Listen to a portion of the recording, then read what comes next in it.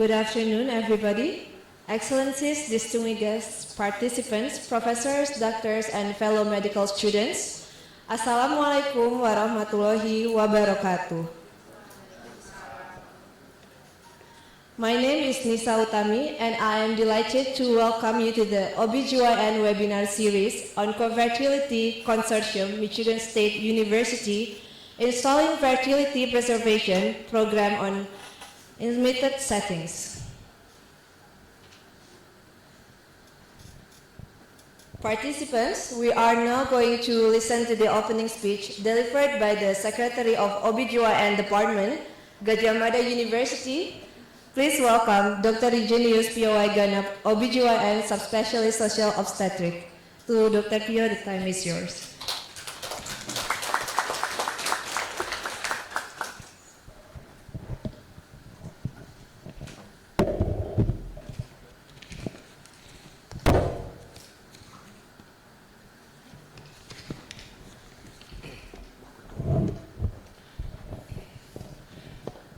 Thank you very much. Bismillahirrahmanirrahim. Assalamualaikum warahmatullahi wabarakatuh. Respected Professor, Doctor, as well as our guest of honor today, Assistant Professor Mahmud Salama, OBGYN, MBBCH, MSc, MD, PhD from Onco Fertility Consortium, Michigan State University of United States of America. Already joined in the Zoom. Okay, I want to say hi to him, yes, and all of our educational staff. My beloved student, from undergraduate student, young doctor, yeah, and also OBGYN resident, and also the trainee. Our gratitude goes to Allah Subhanahu wa Ta'ala, who today give us the opportunity be together in one of routine event in our OBGYN department program, namely the expert lecture. Today, the topic will be discussed. It is installing fertility preservation program in limited setting. It is very interesting topics that we will discuss today.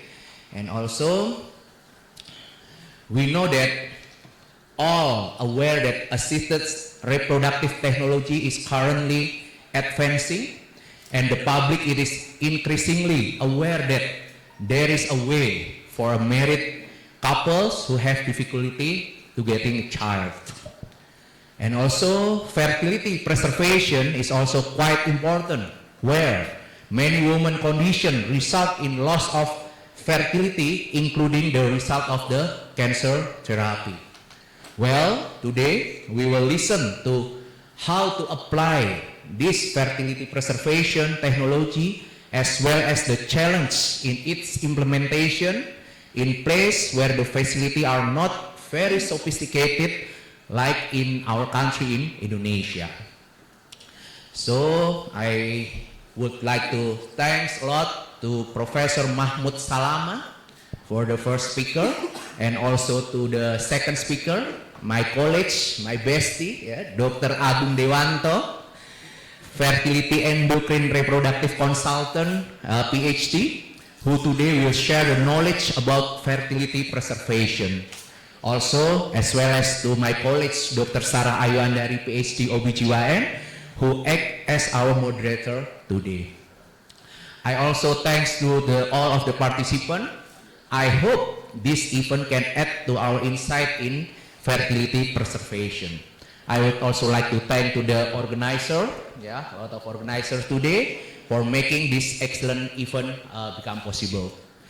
Let us always compete in the goodness. Thank you very much. Wassalamualaikum warahmatullahi wabarakatuh.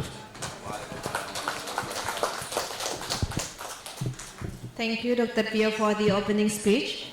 Moving on to our next agenda, that is to hear the expert lecture, which will be delivered by Dr. Agung Dewanto, OBGYN, Fertility Endocrinology and Reproductive Medicine Consultant, about challenge on building fertility preservation program in Indonesia, followed by expert lecture by our honorable guest, Associate Professor Mahmud Salama, OBGYN, MBBCH, Master of Science, MD PhD from Encore Fertility Consortium, Michigan State University, about installing fertility preservation program on limited settings. This expert lecture will be moderated by Dr. Sarah Ayu Andari, OBGYN PhD. For the audience who wants to raise a question, we will have a discussion session at the end. You can raise your hand or leave your question in the chat box.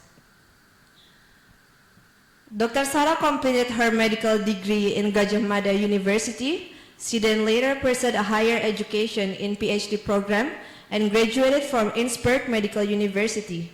She then completed her OBGYN specialist training from Gajah Mada University. She is also active in many researches and publications. One of them is publication in 2021 titled Current Awareness and Attitude Towards Fertility Preservation in Indonesia, a nationwide survey among healthcare providers. Please join me in welcoming Dr. Sarah.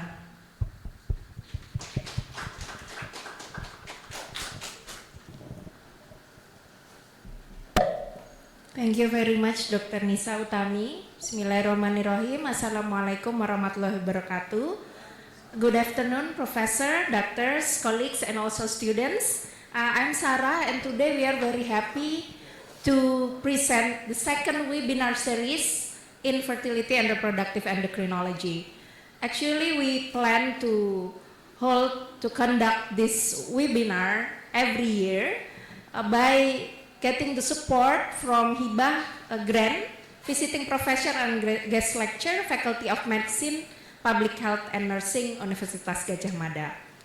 We arrange this webinar routinely in order to have several collaboration and strengthen the cooperation with other institutions outside Indonesia. And we are very happy to welcome two of our distinguished speakers today that will share to us how actually the fertility preservation program should be established nowadays in our limited settings. First of all, I would like to greet one of our speakers, Dr. Agung Dewanto, PhD, OBGYN, subspecialist endocrinology, reproductive endocrinology and fertility. How are you, doctor? And this is the curriculum vitae of Dr. Agung. He is the expert in fertility and reproductive endocrinology, and he also graduated his PhD program in Innsbruck Medical University of Austria, and at the moment he is the chair of subspecialty program in OBGYN, Faculty of Medicine, Public Health and Nursing, and his interest is also about endometriosis and also fertility preservation. Today, Dr. Agung will present about the challenge that we will face in Indonesia on building fertility preservation program. To Dr. Agung, the time is yours.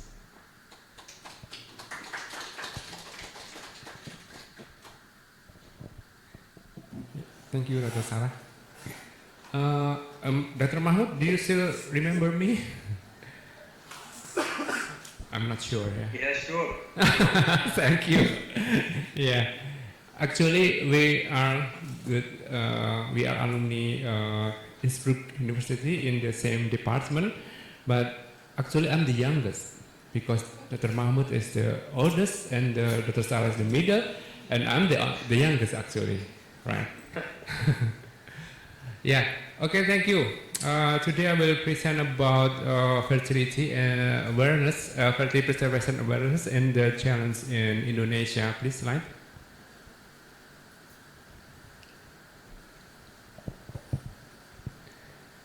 Yeah, the title is counseling process. Should our patient be referred to a fertility unit before initiating anti-cancer treatment? So, slide. Yes, the question is, the first, how to select patient to be treated for fertility preservation, and then the second, how to do patient counseling, And the third hall is a referral system from the onco division to the fertility division.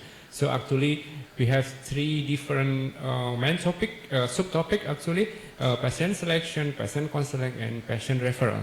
Slide. So, fertility preservation is approved for, of course, patient diagnosis with cancer, male or female, and also patient without malignancy, for example, lupus, endometriosis, and also Turner syndrome, and transgender men, because we are OBGYN, but maybe it's too sensitive for Indonesian situation, right? But the trend now, kind of celebrity named Luna Maya have kind of preserved their her oocyte, yeah, for because she worry about its related fertility loss. So maybe this kind of trend in Indonesia also the women that worry with its related fertility loss because they postpone marriage, for example, and then they preserve their oocyte in the clinics. Slide. So, then we talk about the counseling. Actually, the clinician have to do counseling to the patient before they refer to the FER division. Yeah. So, maybe we not focus on the red box, but we focus on the cancer patient and medical non-cancer patient. We have to talk and discuss about the impact of the disease to reproductive function, the impact of disease on fertility, and also fertility preservation option. But actually, maybe not all of these clinics, ART clinics, have kind of this procedures, right? Complete procedures, but maybe they have only can preserve embryo only or preserve oocyte, but cannot preserve cortex of ovary. Slide. And then we have to also discuss about preservation and storage, yeah, because then we have to talk about the financial support. If you store in very long time, then the support of finance should be strong enough, yeah. And then infertility and fertility treatments and pregnancy, yeah. The risk of pregnancy if this patient that have a cancer to get pregnant, so we have to discuss about it. And then also childbearing or parenting option, yeah. For example, maybe they need kind of surrogate mother or something like that, but it's kind of so sensitive also in Indonesia because the rule or the law not allowed to do surrogate mother. Next. So then, the requirement for fertility preservation programs is kind of legal framework, yeah. So we have also administrative or legal justice agreement, and then accreditation of these clinics, and then also ethical approval, yeah. This kind of sensitive area, if we not allowed or not discuss about ethical approval when establish the fertility preservation program in these clinics. And then the develop referral pathway. This kind of situation that we challenge us, yeah, to develop reference pathway. Also, of course, some material and methods, and also administrative form and multidisciplinary staff. This not only OBGYN with endocrine reproductive, but also an oncologist, nursing, and also embryologist. Slide. Yeah, I'll try to explore more in the web, yeah, about this procedures or facilities, and I found that referral procedures in Australia. This is, for example, when we click head professional, then they showing about the assisted reproductive technology, including oocyte preservation and also embryo preservation and etc. This kind of complete services in these clinics. Next. And then also they talk about the urgent of referrals. Yeah, somehow there are not kind of emergency case, no, yeah. But urgent referral, maybe we talk about what time that will be spent and also offered to the division endocrine reproduction to do fertility preservation, because somehow the patient only have only 2 weeks to do that. So this is kind of urgent, yeah. We have to refer the patient quickly and get this kind of fertility preservation in the clinic that serves fertility preservation program. Next. Okay then, this also some of form that should be written down to for this clinician before they refer the patient. So this kind of clinics have kind of complete administration form. Next. So I make kind of conclusion, little conclusion about the referral pathway. So there are external and internal hospital. The internal hospital kind of services fertility preservation, and then they also have oncologists and also endocrinologists, reproduction, OBGYN doctor. And then they can get the endocrine reproduction doctor get referral patient from oncologists, but also internal oncologists, but also external oncologists from another patient, another hospital that they don't have kind of this clinics. This oncologist refer the patient, refer the patient after counseling have done. And also endocrinology reproduction from another hospital that they don't have kind of clinics, ART clinics, but the endocrinologist only refer the ovarian tissue to the hospital that have this complete ovarian preservation services.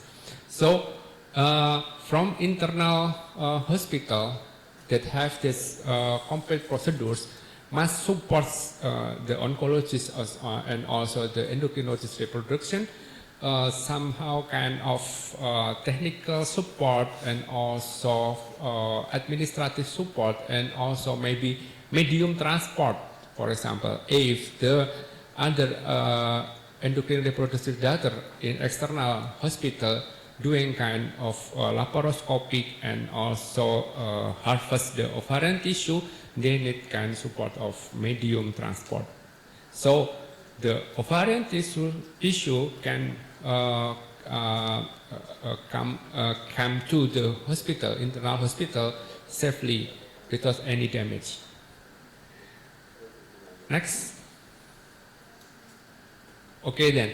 So what we need for the referral, the good referral system. For the first one is education for health professionals, and then the electronic or printed material for patient, and then clear referral pathway, and then clear consultation between multidisciplinary teams, and also coordination of care. Next. Yeah. Okay, this also somehow we need quality indicator, education session, patient resources pack, and also fertility referral pathway, and also procedure and work instruction form. Next. I skip it. Next.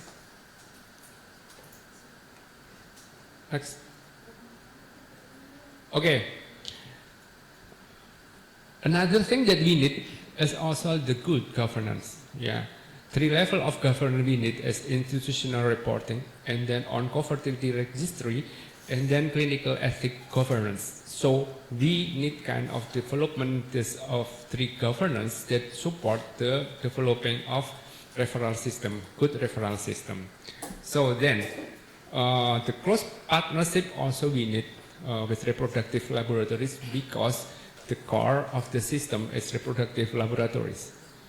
So when patients have already discussed about the disease and also how to treat the fertility preservation with families, nurse coordinator, pediatric and also oncologists, and then decide the level of risk, medium or high, and then they refer to the pediatrics and also oncofertility clinicians.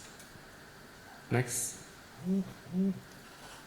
Yeah, this is kind of team that we need to develop this system, the good system and the good referral system. Yes, there are also we need psychologists also, and also we need also urologists and also general surgeon. Next. Yeah, this is kind of systematic scoping review, and they make kind of model of care. Slide. Yeah, I skip it. Skip.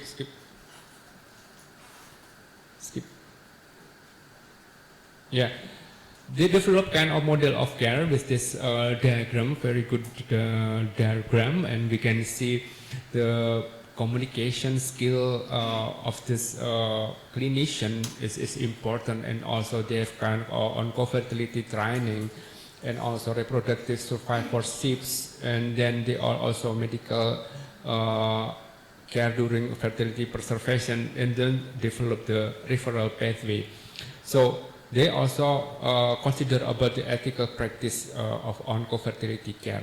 And then actually in Indonesia, this kind of items maybe lack, maybe not so complete like this diagram. So we have to try to develop more, and also try to make kind of to educate nurse and also other oncologists, clinician to get more awareness about fertility preservation. I think this is enough. Thank you very much, and time I back to Dr. Sarah. Thank you.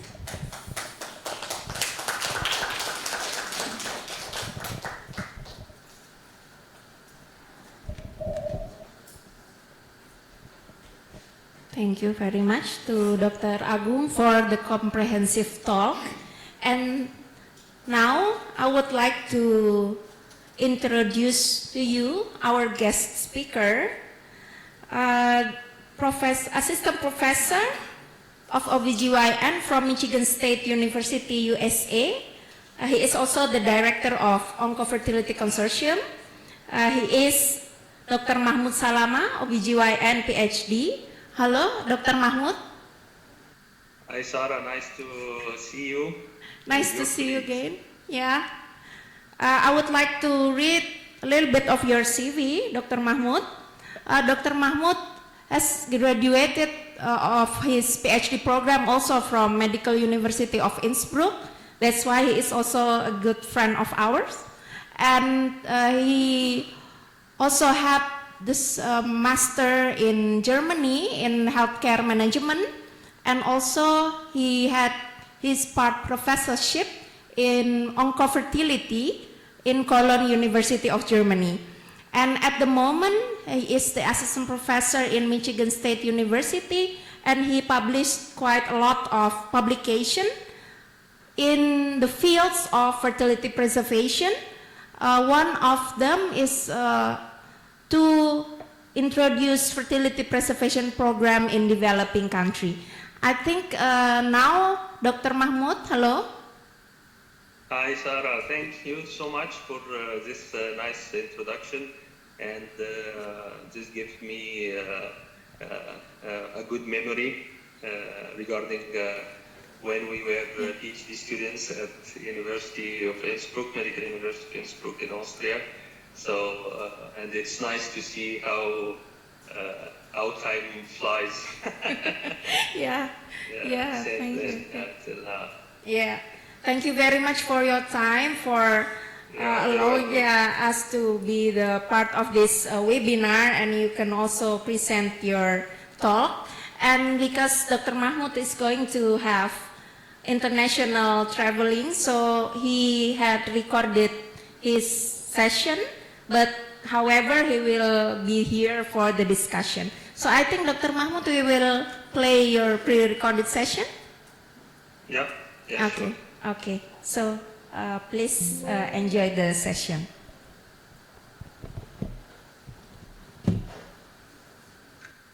Our lecture today on fertility in limited resource settings. I will speak shortly about the idea of oncofertility, especially in female cancer patients. I am an OBGYN physician, so I will focus mainly on female patients, but make sure that also oncofertility includes treatments for male patients and also children and adolescents. Then we will speak briefly about the Oncofertility Consortium and Northwestern University and our global network and publication that included too many countries with limited resource settings, and then we discuss about our project of oncofertility in limited resource settings. So, about the problem of fertility loss and preservation in cancer patients, female cancer patients. So the definition of female fertility loss is irreversible loss of female fertility due to marked depletion of follicles and oocytes. And there are two main reasons for this. Maybe physiological because of aging after menopause, or pathological due to cancer treatment and their gonadotoxic side effects. Quickly about the volume and scope of this problem, that worldwide there are 6.6 million women diagnosed with cancer, and in the United States there is at least 1 million daily diagnosed with cancer every year, and 10% of them are under the age 40, so they are young. But the good news is that 90% survive because of the advances in the cancer treatments, anti-cancer treatments. However, they may face some troubles or challenges at least because of the gonadotoxic effects of the anti-cancer treatments, including chemotherapy and radiotherapy.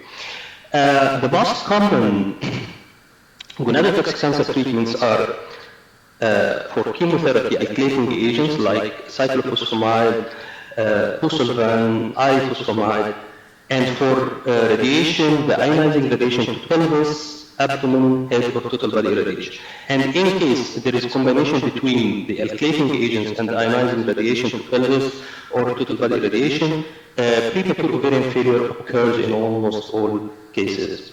The most common types of cancers in reproductive years in women that may require aggressive gonadotoxic treatments are breast cancer, cervix cancer, leukemia, lymphoma, brain, renal, and bone cancers, and other sarcoma. But put in mind also that there are other group of diseases, autoimmune diseases, that may require also similar drugs or therapeutics like cyclophosphamide in case of autoimmune disease like systemic lupus erythematosus. But we focus here on the cancer patients in this talk. Here is the scenario where the patient, for example, a female patient under the age 40, diagnosed with cancer, she will receive aggressive chemotherapy and radiotherapy that may lead to gonadotoxicity and ovarian and uterine damage, resulting in female fertility loss. This is the scenario. What we will do is to interfere with this scenario and to prevent it to happen, or at least mitigate the side effects of the anti-cancer therapy. So, we here introduce female fertility preservation options, that's called oncofertility, including ovarian, for example, ovarian stimulation followed by embryo freezing or egg freezing, and these are established options, or ovarian tissue extraction followed by ovarian tissue freezing. This is recently established by ASRM, and later on further transplantation of the frozen ovarian tissue, and the new options still under experimental phase, like in vitro maturation of oocytes and artificial ovary. We can also introduce group of procedures during the period of chemotherapy and radiotherapy just to mitigate their gonadotoxic side effects, including ovarian protection techniques of propexin or H analogs, pelvic shielding, or fractionated doses of chemotherapy and radiotherapy. So this is the first step. We try to preserve fertility before initiation of anti-cancer therapy. And later on, when the patient finishes the anti-cancer therapy and become fit, maybe after some years, and wishes to get pregnant, we can restore fertility through using of the frozen gametes or gonadal tissue. But what if, for example, if the patient say, okay, no, I am now in a very difficult condition, I want to focus on my cancer treatment, I'm not interested to preserve my fertility, then in this case, the only option as a family building alternative is to use third-party reproduction, including egg donation, embryo donation, or gonadal tissue donation in some cases, or surrogacy, or to use adoption. However, in many cases, there are some legal challenges in some countries because not all third-party reproduction options are allowed by law. So it's very important to perform good counseling with the patient before starting the anti-cancer therapy and to know what the patient wants to do regarding her future fertility goals, for example. If she wants to go through oncofertility or to go through third-party reproduction or adoption. And put in mind that third-party reproduction and adoption are not allowed by law, or at least they have some challenges in many countries. Here is the diagram of the most common cancers, and this is also very important to know that many IVF centers actually start, of course, to deal with oncofertility patients, but one of the main differences between IVF treatments and oncofertility treatments is that in oncofertility you will see children with cancer, you will see adolescents, and you will see adults, young adults also. In IVF treatments, you see only adults who have some troubles to get pregnant and they want to get pregnant now. But for oncofertility patients, either children, adolescents, or young adults, they may not, or in the most of cases, they are not infertile, they are fertile, and they want to preserve their fertility in order to have children or get pregnant later. This is also one of the main differences. So, a quick review about most common cancers according to the age group in women. In children, leukemias, lymphoma, and brain cancers. In adolescents, lymphoma, leukemia, several types of carcinomas, and brain cancer. And in young adults, breast cancer, cervix, brain cancer. Most of these cancers actually may necessitate in their treatment some sort of aggressive anti-cancer therapy, and in this case we have to provide oncofertility strategies prior to the chemotherapy or radiotherapy. How we can know the risk of gonadotoxicity? There are several guidelines. The most famous ones were published by ASCO, the American Society of Clinical Oncology, and they classify the most commonly used chemotherapy and radiotherapy according to the risks of gonadotoxicity in women and in men also. So there is another table for men. Put in mind this also. They classify the risk into high risk group, intermediate risk, and low risk. Of course, I will not go through this table, but I mean, if you get to know that the patient will receive one of these highly gonadotoxic regimen during her anti-cancer therapy, then oncofertility is a must. There was some recommendations that we should perform oncofertility strategies prior to anti-cancer treatment if there is a risk of gonadotoxicity and subsequent fertility loss is greater than 50%. However, the recent recommendations that if there is a risk, whatever how much it is detected, you should also provide oncofertility option, at least during counseling, to tell the patients that you may have a risk due to anti-cancer therapy, and then you should start oncofertility treatment prior to cancer treatments. Here are the theoretical classification of the oncofertility options in general, either in female or in males. Established means that they are common and we know everything about the procedure, the indication, contraindication, and success rates. In women, the established options include embryo freezing, egg freezing, and recently ovarian tissue freezing and further outer transplantation.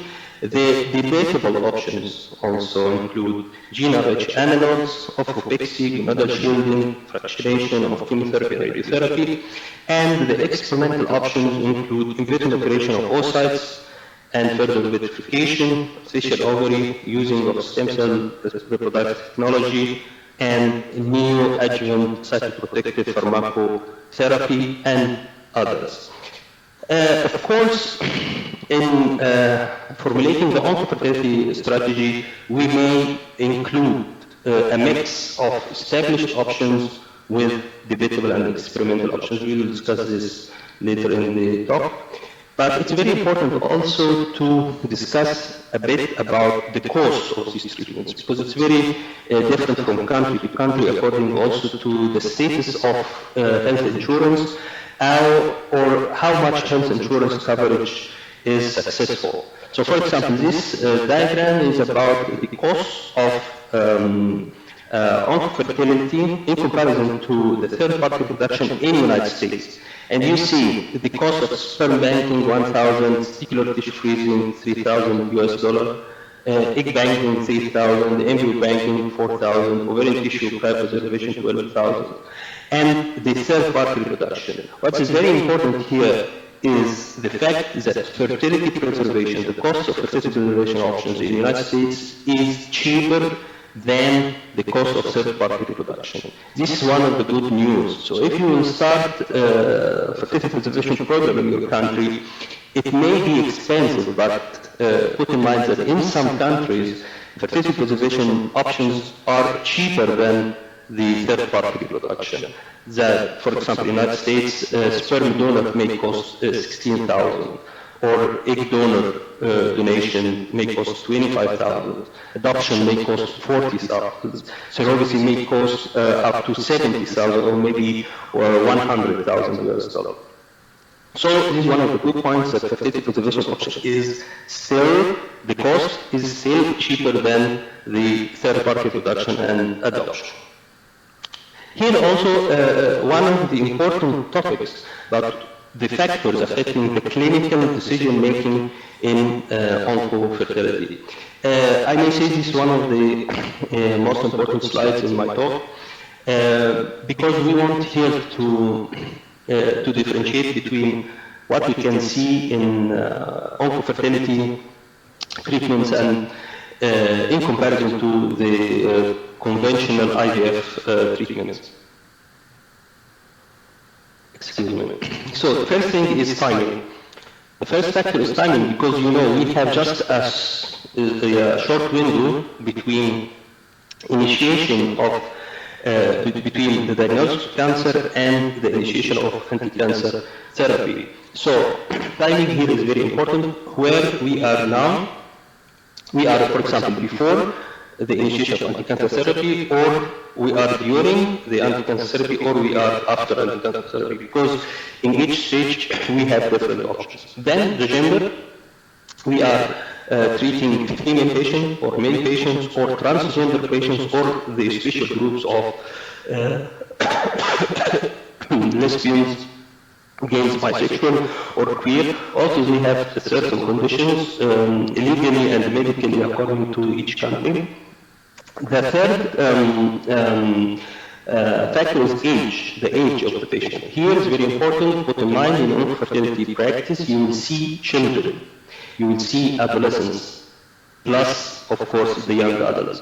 And here the topic is where the patients in her reproductive life span, for example, if they are pre-pubertal, like children, or during puberty in adolescence, or after puberty, because each stage will require different infertility options.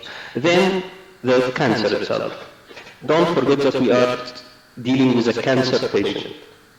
In the beginning and in the end, she is or he is a cancer patient. So we should know enough information about the type of cancer, stage of cancer, the prognosis of cancer, and the survival rate.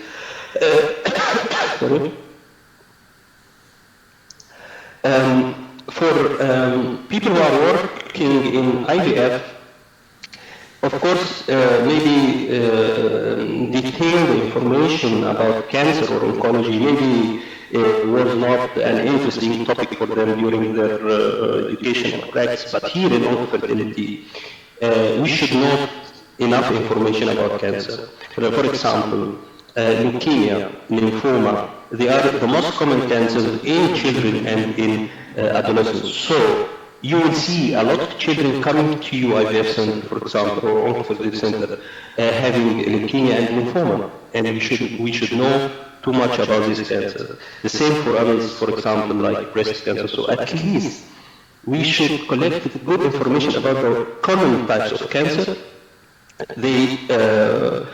Because you will see these patients a lot. Then the anti-cancer therapy, the type and the risk of gonadotoxicity, as we explained before, because this is very important for us. If the patient will have a high risk of gonadotoxicity and subsequent fertility loss with this anti-cancer therapy or not, then the reproductive function of the patient before initiation of anti-cancer therapy, during the anti-cancer therapy and after, and then future fertility goals of the patient, if the patient wants to have children or not. And then what is very important, and I wrote it here in red, barriers to fertility.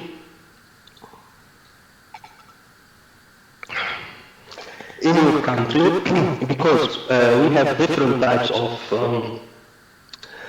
barriers, including medical barriers, for example, economic, legal, and cultural. This is also very important. Each country has to make an exercise to identify these groups of barriers that prevent them to provide the full list of infertility services. And then, lately, we can know the different options of infertility treatments we can offer, and the indications, contraindications, and success rates of each option. Put in mind that there is no one-size-fits-all in infertility, because each infertility option has its advantages, disadvantages, indications, contraindications, and challenges, and of course success rates. So this is also very important to know before selecting the infertility options that you will use for this patient. And then, after knowing all of this, we should start to formulate the infertility strategy. And the infertility strategy should include some procedures before anti-cancer therapy, during anti-cancer therapy, and also after. The last thing is to get to know that each infertility strategy, to be effective, should be individualized and tailored according to the patient's circumstances, and the strategy may include, as we said before, a mix of established, debatable, and experimental options. Of course, after obtaining the informed consent, because with experimental options, you have to tell this to the patient that this option is still experimental. And of course, in case of children, you have to get the approval of their parents or legal guardians. One thing is that according to the recent recommendations, that each effective oncofertility strategy should include at least one cryopreservation method. So, for example, for women, egg freezing, embryo freezing, ovarian tissue freezing. This is a backup for us. So even if the patient, for example, started chemotherapy and radiotherapy, and this was very highly toxic, and she lost her fertility, then we have a backup to restore her fertility later on by using the stored embryos or oocytes or ovarian tissue. Here we'll discuss a little bit about our oncofertility consortium and Northwestern University. Northwestern University is one of the top universities in US. A number 9 usually, the top 10, and worldwide within the top 25. And here is a beautiful picture of the university, part of the university, and here in front you have a very nice view over the Lake Michigan. And Oncofertility Consortium is part of the Northwestern University, and you can see it from here, the URL website, oncofertility.northwestern.edu. And I guess Northwestern University, it is the biggest global network for oncofertility worldwide. And I will, of course, I'm very pleased to invite you to visit our website to see the different services or consultations that we provide, and also invite you to join our oncofertility global network. The founder of Oncofertility Consortium is Professor Teresa Woodruff. Of course, I love this lady too much. She is my boss and my mentor, and she is a worldwide pioneer in artificial ovary and ovarian follicle bioengineering. She is the founder and director of the consortium, and she is also the director of Center for Reproductive Health and Women Health Research Institute, and the Dean of Graduate School at Northwestern University in Chicago. Of course, a beautiful picture with the former President Obama in the White House during one of the ceremonies to celebrate one of her achievements, scientific achievements.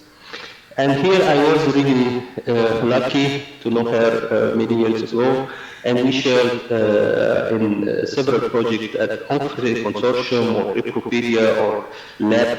And one of the, during one of the, our conferences, maybe 5 years ago, there was a session discussing oncofertility practice in developing countries or limited resource settings. And if you see here in the panel, I was sitting, and there was a presenter from Mexico, presenter from Portugal, and a presenter from United States, but he is originally from Greece. And everybody of us gave a lecture about the conditions of oncofertility in his original country. And after this lecture, we were surprised that all of us share actually a lot of similarities regarding the conditions in our original countries. And from this point on, we had the idea that we should focus on the group of countries that share similar limited resource settings, because the guidelines that are used by, for example, ASRM, ASCO, ISHRE, ESMO, these are actually guidelines, very sophisticated, maybe suitable for the developed or highly developed countries, for example, but the rest of the world have challenges to apply all of these guidelines. And that's why we start from this point to focus on the the countries that may have a challenge, and we get together and we speak about our challenges and how we deal with them.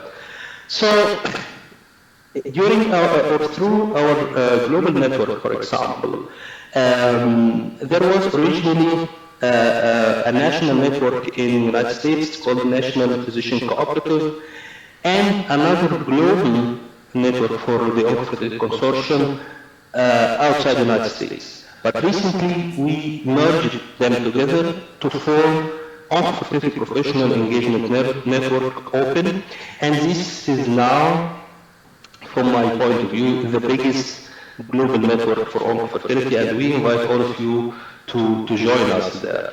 Open Oncofertility Professional Engagement Network, and of course, these networks and this global effect cannot be happening without really the leadership of Professor Rizal. So I really appreciate her too much for her leadership role in the United States and also on the global level.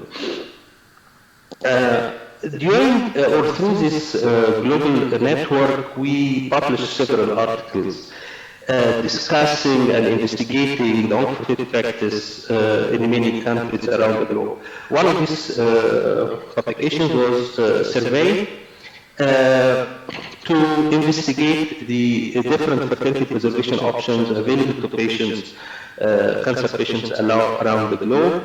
Another one was a survey of third-party reproduction options also offered to cancer patients around the globe. So, in order to investigate all possibilities, either the patients will go for fertility preservation or for patients who prefer not to go to fertility preservation, but prefer to have third-party reproduction options after cure for cancer. We investigated this also, and we investigated what are the common conditions in developing countries. We started with a small number of countries: Egypt, Tunisia from Africa, and then Brazil, Peru, and Panama. Maybe these topics are very important for you in the Philippines, because these countries, when you see how we study their conditions, their barriers, and their opportunities as well, the medical barriers, the economic barriers, the legal and cultural barriers, you will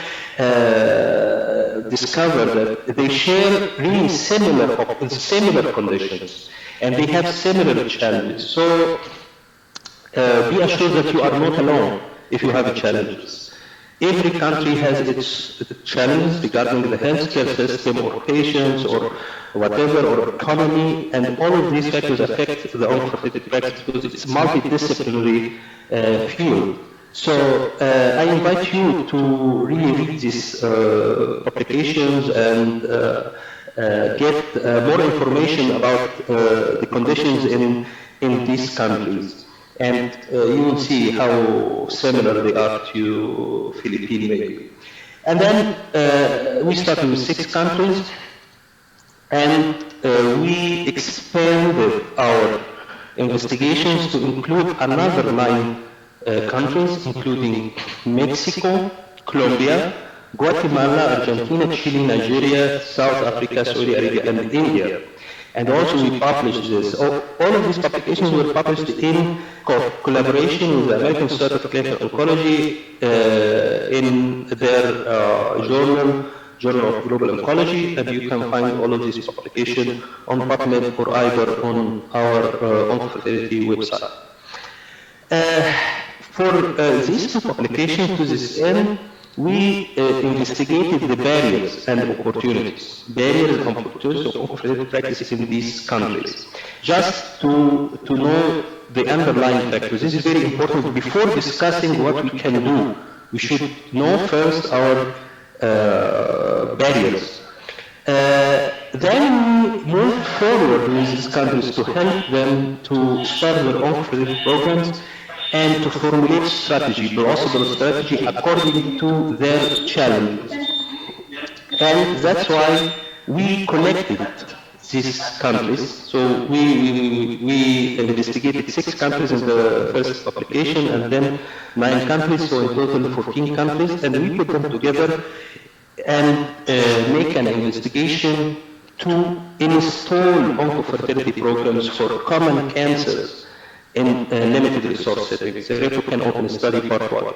And this happened actually during the emergence of this COVID-19 pandemic. So it was a very good, time to publish this paper in collaboration with ASRM, the American Society of Reproductive Medicine, and in its journal, JAR, the Journal of Assisted Reproduction and Genetics.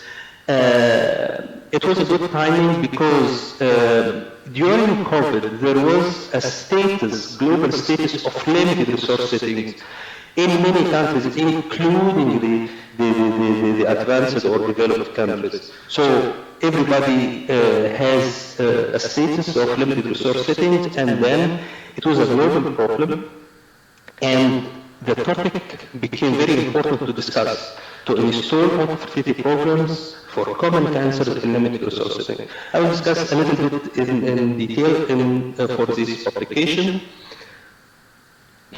As you see, you can reach this publication on PubMed and also on our website.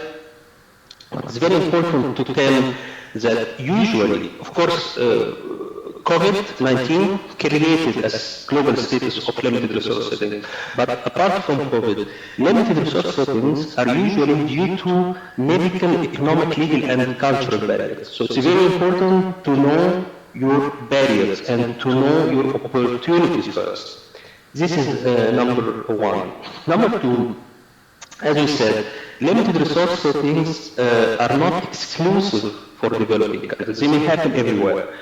During, for example, the COVID-19 pandemic, or if you start an IVF center in a small village or a small city somewhere, even in the United States or in the developed country, you will also have more or less a status of limited resource settings for equipment, for money, for trained people, even for the number of patients you will treat.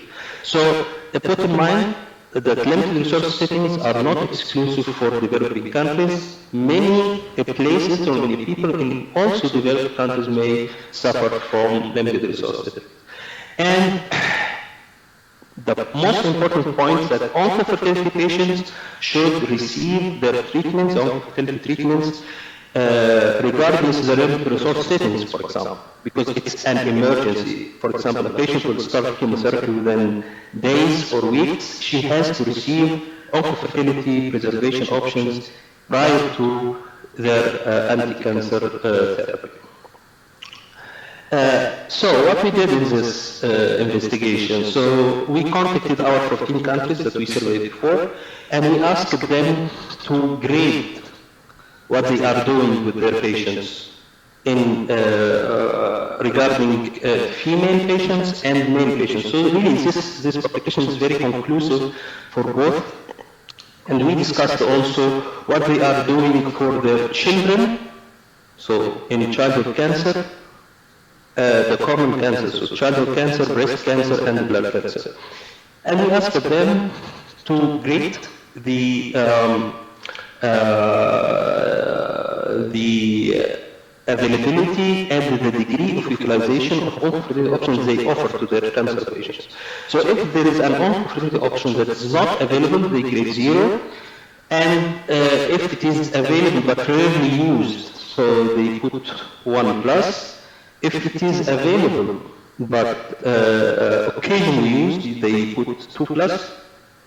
And if the oncofertility option is available and commonly used, so 3+, available and always used is 4+. This is called oncofertility score. It's a new one. We developed it to measure the availability and degree of utilization. And this is also empirical, of course, scoring, but it's very important because in absence of a global registry for oncofertility options worldwide, we cannot measure any practice. We can issue, of course, guidelines are everywhere, but we don't measure how these guidelines are actually performed in practice in different countries. So oncofertility score here can give us some information. It's a good tool to measure and also to follow up on oncofertility practice in different countries. So we did this, and we get some results regarding childhood cancer, blood cancer, and breast cancer. So for childhood cancer,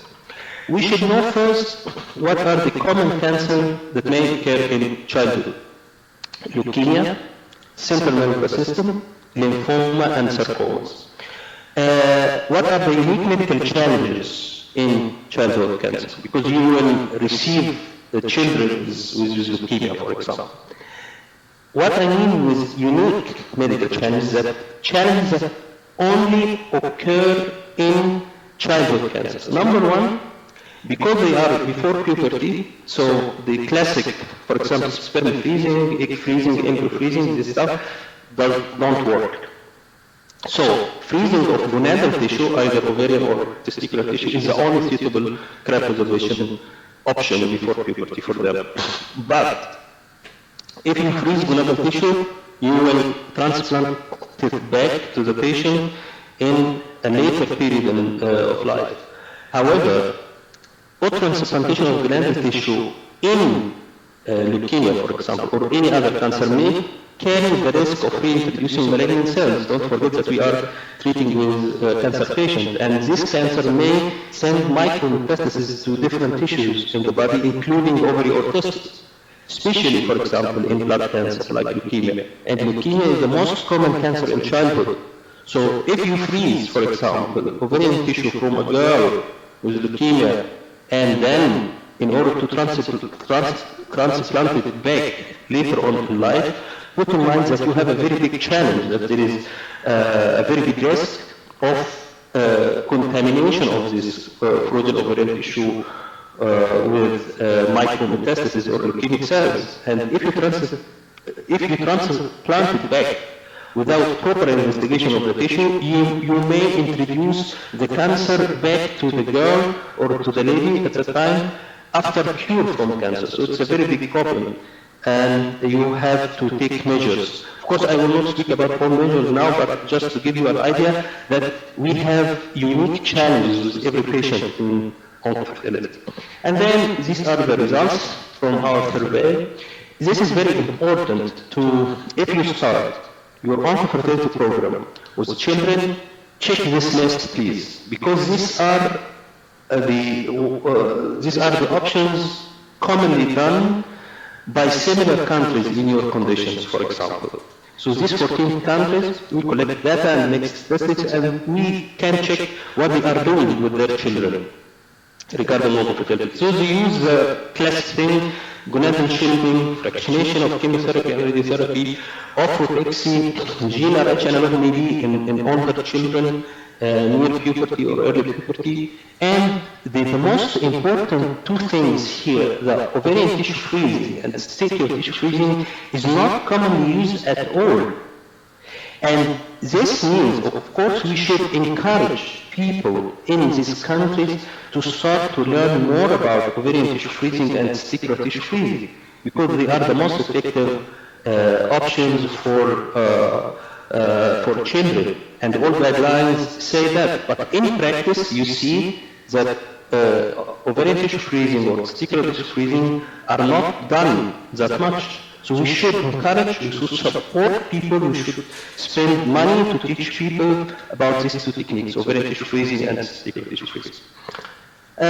For breast cancer, of course all of us know that breast cancer is the most common cancer in women during their reproductive years. But what are the unique medical challenges in breast cancer patients? Of course, we are dealing with adult patients, female patients. And we think we have adult patients, we should give conventional ovarian tissue, conventional ovarian stimulation in order to collect mature oocytes and make egg freezing or embryo freezing. But the conventional ovarian stimulation leads usually to increased estradiol levels, and this is a very big problem in estrogen-sensitive malignancies like breast cancer. So the conventional ovarian stimulation is not suitable for this patient. So we use another adapted protocol, random start protocol using letrozole or tamoxifen. This is also one point. The other point is that the conventional ovarian stimulation may take weeks, maybe not successful. So in this case, in cases that they should start the anti-cancer treatment soon, this technique is not suitable because it's time consuming. We have to put this in mind. So this is the first challenge, ovarian stimulation. And the second challenge is the transplantation. You know that there is BRCA mutation in breast cancer patients. So BRCA mutation, the carriers of these mutations have more susceptibility to develop breast and ovarian cancer. So now they may not have cancer, but they will develop breast and ovarian cancer. And these types of, or this group of patients should receive oncofertility treatments as well. But be sure or be aware that if you freeze the ovarian tissue from these patients, they may, due to this mutation, they may develop later on an ovarian cancer. So you may now freeze an ovarian tissue without cancer, but after retransplantation, later on, this tissue will develop ovarian cancer. And in this case, unfortunately, you may introduce cancer to the patient again, for example. So this is also one of the challenges to do, or to challenges to take care of. Here are our results. So what are the options done usually by these 14 countries regarding breast cancer patients? You see here, they use also the classic things regarding the fractionation or nodal shielding in case of irradiation to the ovaries. And they use egg freezing, too much, very good. Embryo freezing, GnRH analogs is also very good. And then for restoration, they use the classics, the IVF or frozen oocytes or frozen embryo transfer. And here is also the ovarian tissue freezing. But for me, this is acceptable because ovarian tissue freezing has some challenges in breast cancer patients. And there are other options that are easier than ovarian tissue freezing to use. So, for example, egg freezing or embryo freezing. So this is very good that people know that they can provide easy options, easy and effective options for their patients. So I agree with this very well, that you should think first about egg freezing, embryo freezing, GnRH analogs for cancer patients before you think about ovarian tissue freezing or other options. If you wanted to start an oncofertility program for cancer patients in your country, please check this list. The last thing is blood cancer. I'm about to finish. I'm sorry if I take much time. The common cancers, blood cancers, are leukemia, acute lymphocytic leukemia, acute myeloid leukemia, non-Hodgkin lymphoma, Hodgkin lymphoma. And what are the unique challenges in blood cancer patients? Number one, time, because most of cases they should start anti-cancer treatment immediately, so we don't have enough time to apply many options. Second thing is about the transplantation of ovarian tissue. Ovarian tissue may have contamination or may have been contaminated with leukemic cells, so take care to check this tissue very well before retransplant it back to the patient in order not to reintroduce malignant cells. And here is the, for example, the options they are doing in the 14 developing countries. So you see here, sperm freezing. Of course, we are speaking about both men and women. So they use sperm freezing very much. This is good, or a classic thing and effective. And then in egg freezing, embryo freezing, GnRH analogs maybe. So for blood cancer, especially when we are speaking about adult patients, think about the common things that you can do and easy and effective, like sperm freezing, egg freezing, embryo freezing. prior, of course, the initiation of anti-cancer therapy. And then think later on about if you can do ovarian tissue freezing or testicular tissue freezing, but put in mind these challenges of contamination and what are the procedures that you must do in order to exclude the risk of contamination. At the end of our publication, we discussed plausible comprehensive oncofertility strategies in these developing countries according to their contemporary challenges and opportunities. I will not speak in details, but the concept is that we should formulate a strategy before anti-cancer therapy and during anti-cancer therapy and after anti-cancer therapy. Before anti-cancer therapy, the idea is to freeze gametes and gonadal tissue, to freeze sperm, to freeze eggs, to freeze embryos, and also to freeze ovarian tissue and gonadal tissue. Maybe in some cases we cannot do all of these things, but at least one of these things, at least one or two of these things. And when, of course, we do this before the patient starts the chemotherapy. During the chemotherapy, she will receive or he will receive the patient chemotherapy and radiotherapy. So our idea here to mitigate the gonadotoxic side effects of the anti-cancer therapy.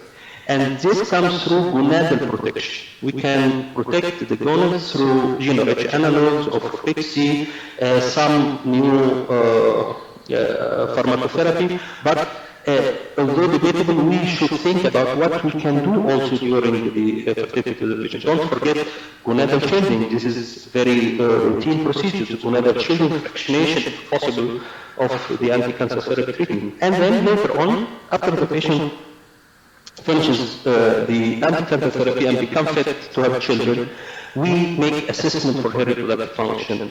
If there is some sort of gonadal dysfunction or fertility loss, we can restore fertility by using the frozen gametes or gonadal tissues that we make freezing of them before. So this is a backup. So this is very important. We cannot run an effective oncofertility strategy without freezing of gametes and gonadal tissue. It is not enough, for example, for breast cancer patient to tell them, female patient, okay, to tell them, okay, we will take just gene-rich analogs. Okay, you can do this, but if it is not successful, for example, and you discover after anti-cancer treatment finishes that the patient does not have fertility or lost her fertility, what you can do then? But if you have stored gametes and gonadal tissue from this patient, you can restore her fertility. Details about what we can do with children, breast and blood cancer, you can find it in the publication. In conclusion, I want to thank all of you, and I want you also to make an exercise to list what are the differences between the classic conventional IVF practice that all of you are doing every day and the oncofertility practice. There is an area of intersection or overlapping, but there is a big area in oncofertility that we should learn. It's something new to us as the OBGYN, for example. I didn't know during my practice before oncofertility, I didn't know too much information about leukemia, about lymphoma, about even breast cancer, because in some medical schools, the breast cancer does not belong to OBGYN, it belongs to general surgery or oncology or something like that. In Germany, it belongs to OBGYN, for example. But we have to learn too much outside our original field of reproductive medicine in order to practice with good competency in oncofertility. So this is IVF, our comfort zone. We should go a little bit out of our comfort zone and learn new things from oncology and from other multidisciplinary fields in the in oncofertility, and be aware that the competent oncofertility team should include highly specialized people and experts in oncology, reproductive endocrinology and infertility, pediatric and adolescent gynecology. This is very important. You will need to contact your oncologists, colleagues, pediatricians, urologists, the surgeon, transplantation surgeon, in addition to, of course, the biologists, embryologists, scientists, and other people you are used to deal with in the IVF practice. And at the end, don't forget it's a learning curve. It will take time, and you have to start, but be brave, go forward. You will do it one day, and you will become an expert, and you can help a lot of patients to preserve their fertility in spite of their cancer disease. Thank you very much. I will be very happy to be in contact with you and to receive any questions either during this webinar or